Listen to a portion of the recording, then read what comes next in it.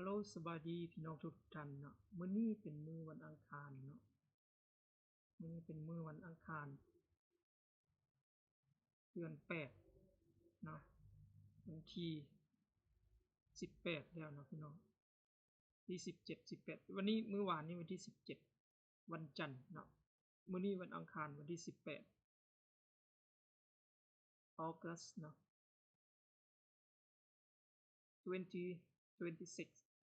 2026เนาะพี่น้องเอาละถ้าเฮาเบิ่งไทม์เฟรม15นาทีนี่พี่น้องเห็นบ่อันนี้เส้นแบ่งวันเนาะอันนี้เส้นแบ่งวันเมื่อวานนี้คือวันจันทร์เนาะอันนี้คือวันศุกร์เนาะสัปดาห์เส้นแบ่งสัปดาห์มันจะมี2เส้นเรียงกันแบบนี้เนาะไทม์เฟรม15นาทีเนาะเฮาจะเฮ็ดกำไรได้จังไดเนาะพี่น้องในมื้อนึงหั่นน่ะสิเอา 5% 10% เนาะแนวใดก็ได้อัน 5% เท่านั้นเนาะขั้นต่ำว่าซั่นซะ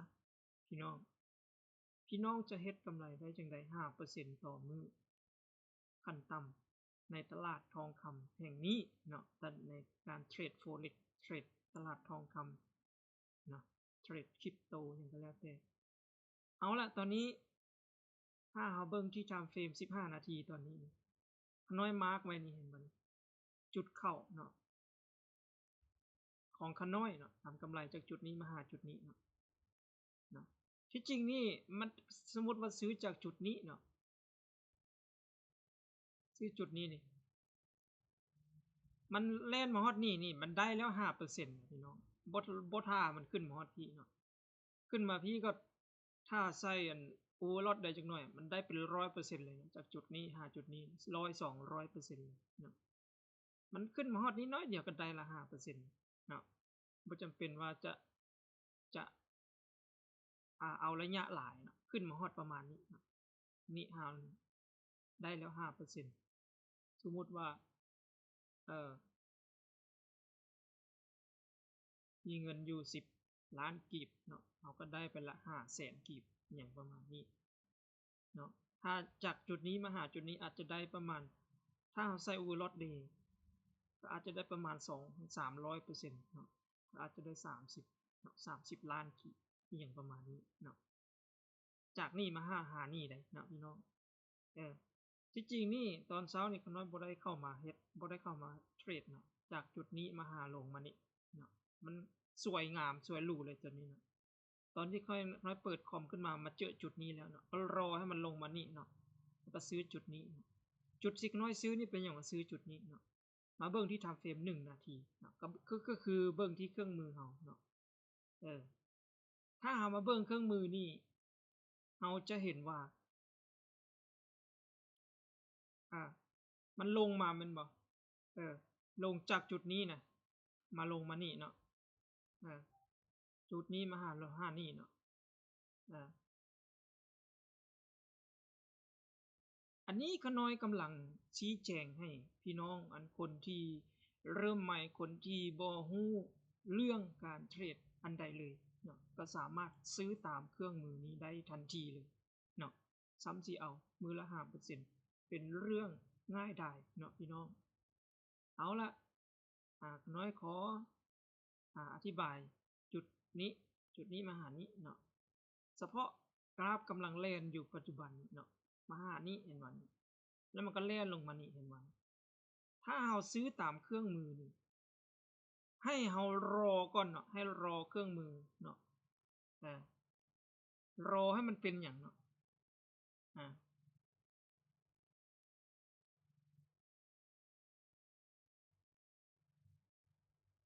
รอสมมุติว่าเห็นบ่นี่มันแดงบ่พี่น้องมันเป็นแท่งน้อยๆๆแดงๆมันแดงๆ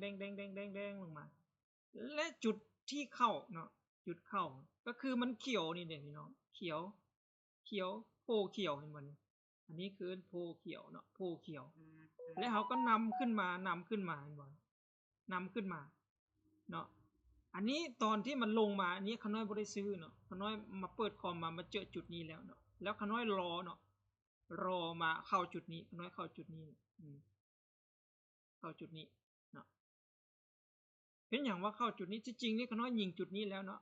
มันลงมาเลยมานี่เขาน้อยก็เลยกดจุดนี้เวลามันขึ้นไปเขาน้อยก็ปิดออเดอร์นี้เนาะก็คือว่ารักษาออเดอร์ที่ได้เปรียบที่สุดเนาะก็คือซื้อจุดนี้เนาะแล้วก็ออเดอร์นี้ปิดไปเมื่อมันขึ้นไปได้กำไรน้อยหนึ่งของออเดอร์แรกที่ซื้อนี่เนาะที่จริงเขาน้อยซื้อจุดนี้เนาะแล้วมันนิ่งหน่องลงมาเขาเอิ้นว่ามากวด liquidity เนาะอันนี้คือซื้อจุด liquidity ก็คือซื้อจุดของเจ้าตลาดเนาะก็คือจุดเหล่านี้มันจะมีสภาพคล่องภายในตัวมันเองอัตโนมัติเนาะโรบอทหรือว่าคอมพิวเตอร์ AI เนาะซูเปอร์คอมพิวเตอร์ AI ของเจ้าตลาดนี่นะพี่น้องคือว่าจุดเหล่านี้เนี่ยเขาเอิ้นว่าจุดริมันราคามันมีสภาพคล่องสูงก็คือมันลงมากวดเนาะ liquidity เนาะมันเห็นออเดอร์ต่างๆของคนทั่วโลกเนาะวางไว้จุดเหล่านี้เนาะมันก็เลยมีสภาพคล่องมันก็เลยเด้งกลับเนาะนี่อย่างประมาณนี้ถ้าเฮาเบิ่งนี่มันรู้สึกว่ามันหน้าต่างนี่มันยุ่งเนาะมันสับสนเนาะพี่น้องแต่ที่จริงนี่มันเครื่องมือตัวนี้จะเอาตัวใดตัวนึงออกมันก็บ่ค่อยดีนะมันก็เลยว่าคัดสรรมาได้ส่ำนี้เนาะแล้วเฮามาเบิ่งกราฟเป้าเด้บัดนี้มาเบิ่งกราฟเป้านี่นะจุดนี้จุดที่ซื้อขึ้นนี่เนาะนี่จุดนี้นี่ถ้าเฮาเบิ่งที่ time frame 1 นาทีเนาะจุดที่น้อยซื้อมาเบิ่งดูที่มาร์กไว้ก็คือจุดนี้แม่นบ่นี่ซื้อจุดนี้เนาะจุดนี้มันก็นิ่งหน่องขึ้นไปแล้วก็ลงมาเนาะลงมากวาด liquidity ลงมาใกล้ๆจุดที่มันเป็นสร้าง liquidity เหล่านี้ไว้เนาะก็คือจุดสภาพคล่องของมันเนาะก็คือว่ามันขึ้นไปแล้วมันลงมาทดสอบอีกครั้งนั่นเองเนาะแต่ว่าบ่ทำลายฮับนี้บ่ทำลายจุดต่ำจุดนี้เนาะแล้วมันก็ขึ้นไปเห็นบ่ขึ้นไปแล้วมันก็ลงมาเนาะพี่น้องแล้วก็เฮาซื้อตามสายลุงนี่ก็ยังได้กำไรแล้วนะเนาะพี่น้องซ้ำสิเอา 5% ต่อมื้อเห็นบ่นี่ซ้ำสิเอายกตัวอย่างมันสายลุงสีขาวนี่เนาะมันฉีกห่างตัวออกจากสายลุงสีเขียวนี่เมื่อเฮาเห็นตอนที่มันฉีกออกนี่มันก็ทำลายยอดนี้แม่นบ่เฮาเห็นมันทำลายยอดนี่แหละเด้อันแบบนี้นี่แหละ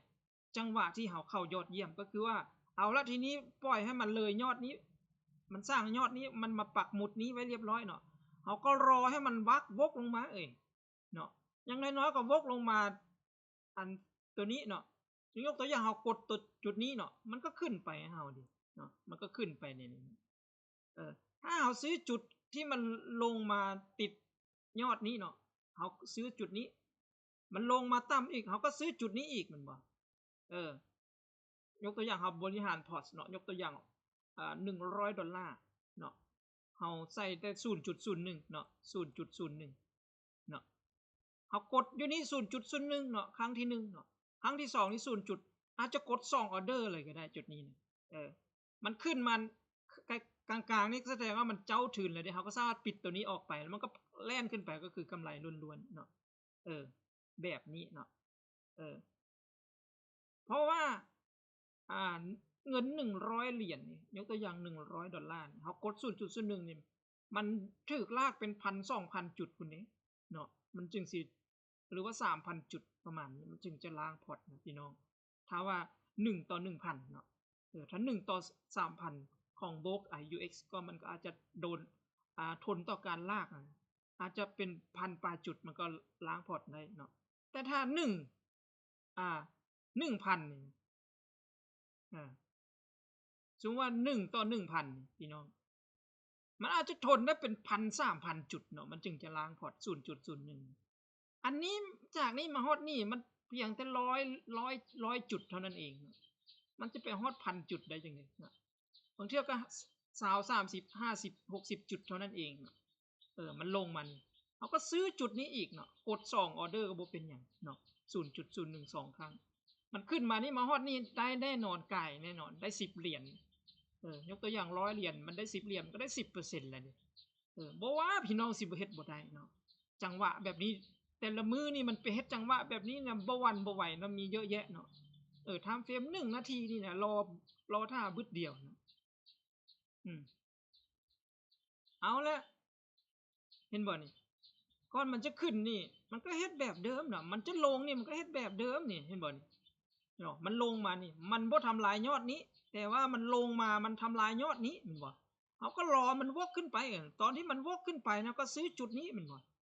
รอมันไปเกี่ยวจุดนี้มันขึ้นไปเกี่ยวยกตัวอย่างมันขึ้นมาเกี่ยวจุดนี้แม่นบ่มาเกี่ยวจุดนี้นะสมมุติเราซื้อจุดนี้แม่นบ่มันขึ้นมานี่มันขึ้นเลยมานี่เฮาเดินโดนลากได้เดียวเห็นบ่สุดท้ายมันก็ลงมาเห็นบ่ราคาณปัจจุบันเฮาเบิ่งโครงสร้างนี่แบบนี้นี่ง่ายๆเอาเฮ็ดกำไรเนาะพี่น้องบ่มีหยังยากเนาะเฮาเบิ่งอันง่ายๆแบบนี้เนาะและเฮามาเบิ่งถ้าผู้ใดบ่มีความรู้กดตามอันสัญญาณนี้เด้เนาะกดตามสัญญาณนี้เด้เนาะสัญญาณนี้มันจะบอกชัดเจนอยู่แล้วเนาะยกตัวอย่างที่ผ่านมามันแดงๆแดงๆเห็นบ่มันแดงหมดนี่มันเป็นโซนนี่เห็นบ่เป็นก้อนแดงนี่เห็นแล้วทีนี้มันเขียวเห็นบ่นี่เป็นเขียวขึ้นมาแล้วก็แดงเห็นบ่นี่แดงแท่ง2แท่งแล้วก็เขียวหลายแท่งแล้วก็แดง3แท่งนี่เองโซนนี้3แท่งแล้วก็เขียวมาตลอดเนาะแล้วทีนี้ถ้ามันเป็นแบบนี้ถ้ามันลงที่ผ่านมามันลงมาตลอดแม่นบ่พี่น้องเห็นบ่นี่มันเป็นภูเขาอยู่ใต้น้ำลงมาตลอดลงมาตลอดเนาะอันจุดเหล่านี้นี่นะจุดนี้นะเขาเอิ้นว่ามันลงมากวด liquidity คือว่ามันมาสร้างปักหมุดliquidity ของเจ้าตลาด liquidity ของเจ้าตลาดนั่นเองเนาะพี่น้องถ้ามาเบิ่งอันทางกราฟเป้านี่มันก็คือจุดจุดนี้นี่จุดนี้เนี่ยก็คือจุดนี้นี่แหละนี่เนี่ยที่มาร์คไว้นี่นะจุดนี้เข้านี่ก็ได้เข้านี่ก็ได้นี่ถ้าเข้าจุดนี้บ่ทันมันก็ขึ้นมาวกลงมาให้เฮาเข้าจุดนี้เนาะถ้ามาเบิ่งกราฟเป้ามันก็เป็นจุดเดียวกันแบบจุดนี้เห็นมั้ยพี่น้องจุดนี้เนาะกราฟเป้าอันนี้แล้วมันก็ขึ้นไปแล้วมันก็ลงมานี่เห็นบ่ขึ้นมานี่เฮาก็ได้แล้วเด้เนาะ 10% ลงมานี่ได้เลยได้ 10% เนาะหรือว่าบ่เอา 10% เอาแต่ 5% นะหมายความว่ารูปนี้นะเขาเอิ้นเป็นรูปนี่นะมันจากนี่มาหาขึ้นมานี่ก็เอิ้นรูปนึงเด้เนาะ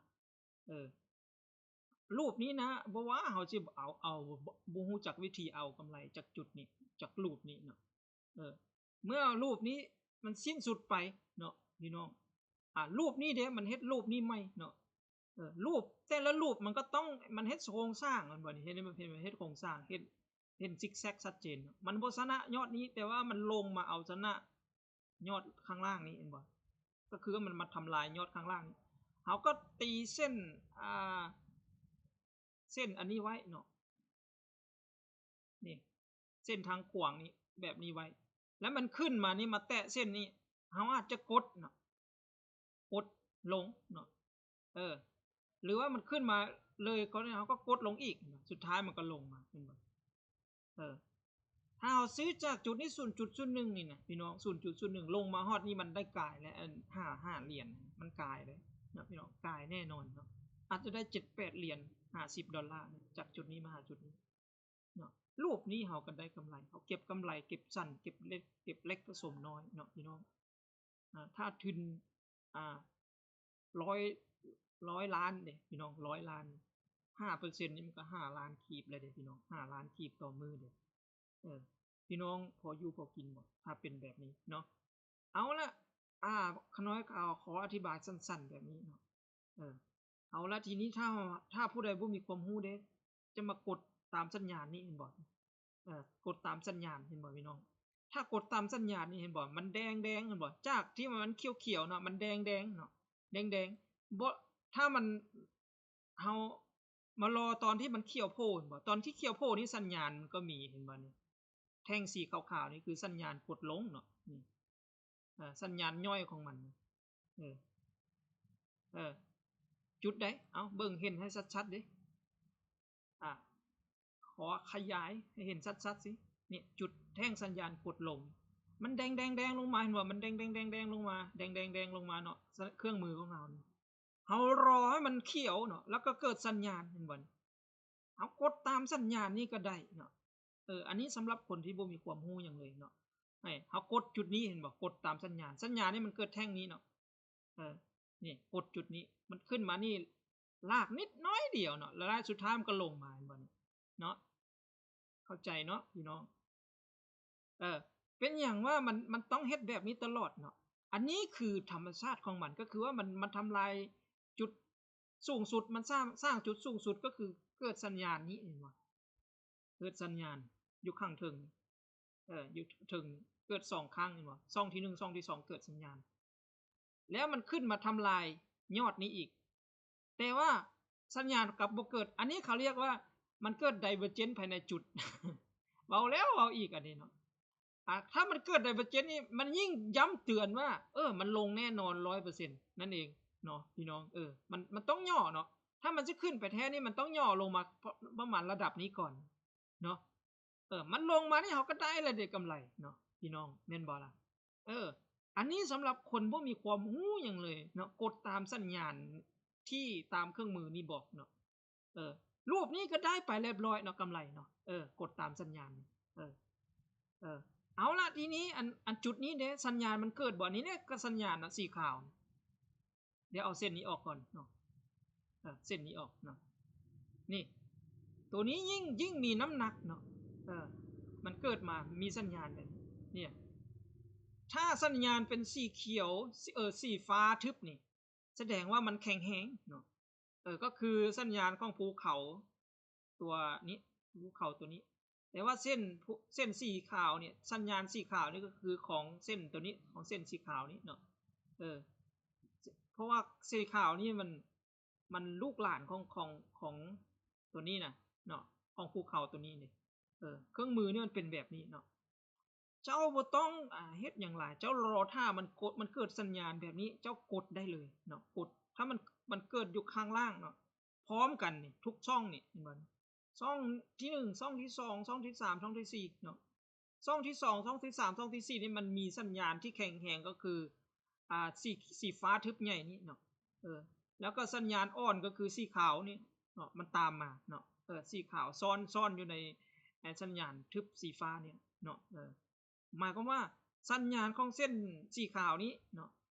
มันก็เกิดเนาะเกิดพร้อมกันเจ้ากดตอนที่มันเกิดพร้อมกันทุกช่องนี่เลยนี่เนาะกดจุดนี้นี่จุดนี้เนี่ยเนาะอันนี้สำหรับคนบ่มีความรู้หยังเลยเนาะกดตามสัญญาณนี้ก็ยังได้กำไรละเนาะง่ายดายบ่พี่น้องหรือว่าจะซื้อลงเด้เห็นว่ามันสัญญาณเกิดขึ้นเกิดอยู่ด้านเทิงเนาะก็กดลงเห็นบ่มันก็ย่อลงมานี้เห็นบ่มันเกิดสัญญาณอยู่ด้านล่างอีกด้านลุ่มนี้อีกนี่เกิดพร้อมกันช่องที่1ช่องที่2นี่อันนี้ก็เอิ้นสัญญาณอ่อนเนาะมันก็ขึ้นไปสัญญาณของการสวิงนี่ซื่อๆเนาะเจ้าบ่จำเป็นต้องกดตามสัญญาณอ่อนก็ได้กดแต่เฉพาะจุดที่สำคัญก็คือสัญญาณแก่ๆแบบนี้เนาะเห็นบ่นี่สัญญาณแก่นี่มันเกิดพร้อมกันทุกอันนี่สัญญาณแก่ช่องนี้ยังบ่เกิดเนาะกดลงนี้มันก็ย่อลงมาได้เท่านี้ของไทม์เฟรม1นาทีนี้เนาะเพราะว่ามันเป็นเทรนขึ้นเด้ภูเขานี่มันแล่นทั้งสีขาวทั้งภูเขาสีเขียวนี่มันแล่นอยู่ข้างเทิงเด้เนาะมันย่อให้ได้ซำนี้เนาะ1นาทีเด้ถ้ากดซื้อลงมาฮอดแค่นี้มาเจออันลงมาหากวด liquidity เขาเอิ้นว่า liquidity swap เนาะนี่นะliquidity gap เนาะliquidity gap ที่มันลงมาแบบนี้นะสวิงไปแล้วมันลงมาแบบนี้เนาะและจุดที่มันลงมานี่เขาเอิ้นว่ามันมาหาแนวรับนี่แหละแต่บ่ทำลายแนวรับนี้มันก็ขึ้นไปต่อเนาะถ้าเฮาสิเอาทุกวรรคทุกตอนทุกรูปแวกไปแวกมาตามการสวิงนี่นะพี่น้องมันก็เอาดุเกินไปเนาะเฮาต้องเอาจุดที่มันสำคัญแบบนี้เนาะที่มันเกิดพร้อมกันเห็นบ่นี่มันเกิดพร้อมกันเนาะเจ้าใช้ all in เลยเจ้าก็บ่ล้างพอร์ตดอกเนาะพี่น้องถ้าซื้อจุดตามที่ขน้อยเว้านี่มีเครื่องมือชุดนี้เครื่องมือชุดนี้ขน้อยกันกรองมาใหม่เนาะเขียนมาใหม่เนาะให้สอดคล้องเนาะให้ใช้ง่ายสำหรับคนที่เริ่มต้นใหม่เนาะให้ใช้ง่ายใช้งานสะดวกเนาะบ่มีค่อนข้างจะมีข้อบกพร่องน้อยที่สุดเนาะ ให้เข้าใจแบบนั้นมีแต่แบบนี้เลยเนาะบทไซต์ตัวอื่นอีกต่อไปก็ได้แล้วกับไซต์เบิ่งกราฟเป่านี่เนาะเท่านั้นเนาะเห็นบ่มือนี้น่ะเช้ามือนี้น่ะอันนี้เส้นแบ่งวันเส้นขาวๆตอนเช้านี่มันขึ้นมานี่ตอนเช้าๆนี่เนาะขึ้นมาเนาะมันขึ้นมานี่เห็นบ่นี้มันเขียวหมดเลยเขียวนี่เห็นบ่เนาะมันเขียวมาตลอดทางเลยแล้วสุดท้ายมันแดงเห็นบ่นี่เราต้องเบิ่งตัวใหญ่นี่ก่อนเสมอเนาะค่ายอันนี้บอกมันแดง3แท่งนี่แล้วมันก็เขียวแดงอันนี้แหละคือจุดเข้าออเดอร์ที่ดียอดเยี่ยมเห็นบ่เข้าจุดนี้เลยแล้วก็เกิดสัญญาณบ่พี่น้องเกิดสัญญาณเห็นบ่สีขาว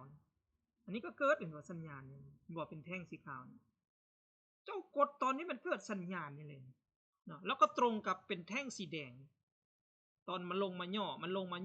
เนี่ยลงมาย่อจุดเข้าออเดอร์เห็นบ่ 4-5 นาทีนี่เจ้าต้องเข้าบ่ว่าเจ้าสิบ่เข้าจุดนี้นะเนาะเจ้าสิไปเข้าจุดอื่นนี่มันเสียเปรียบเนาะ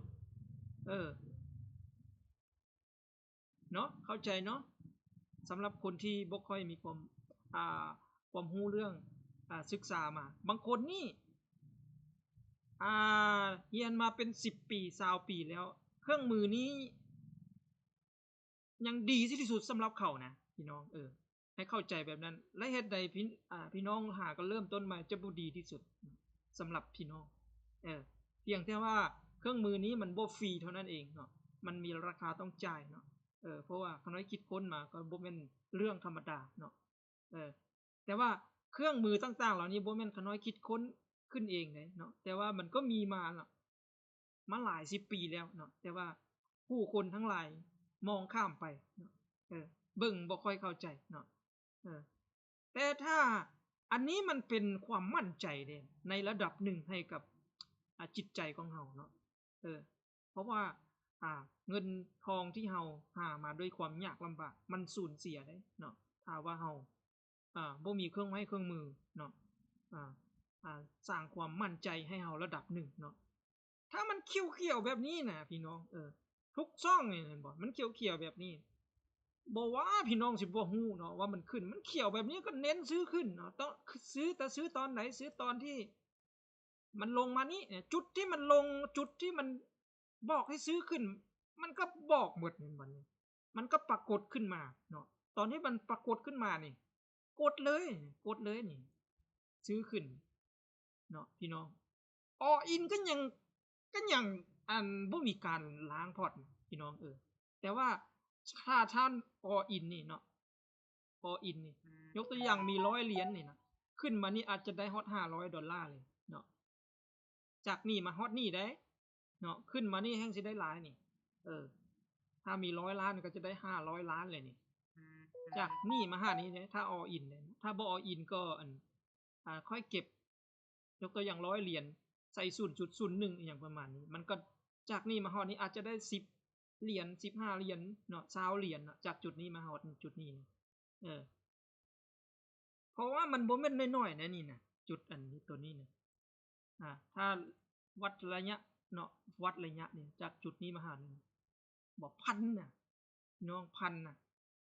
เกือบ 1,500 จุดนี่พี่น้องบ่แม่นธรรมดาเนาะ